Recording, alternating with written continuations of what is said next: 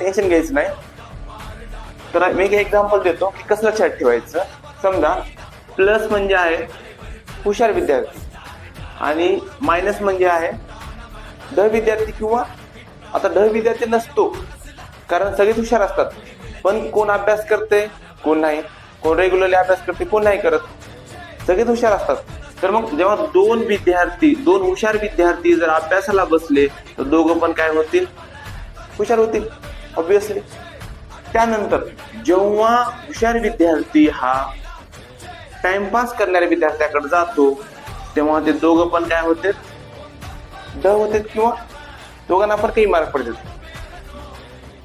त्यानंतर जर ढ विद्यार्थी जरी हुशार विद्यार्थ्याकडे गेला अभ्यासाला तर तो ढ विद्यार्थी काय करतो, त्याला ड करतो. आता चौथी जी कंडिशन आहे ती एक्सेप्शन आहे. काय एक्सेप्शन म्हणजे, एक्सेप्शनला मराठीमध्ये काय म्हणतो आपण, अपवाद.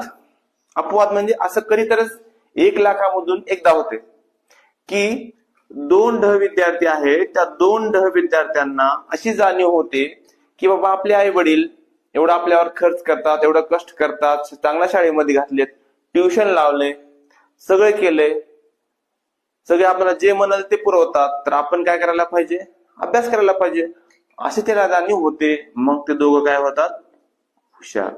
तर असं लक्षात ठेवायचं.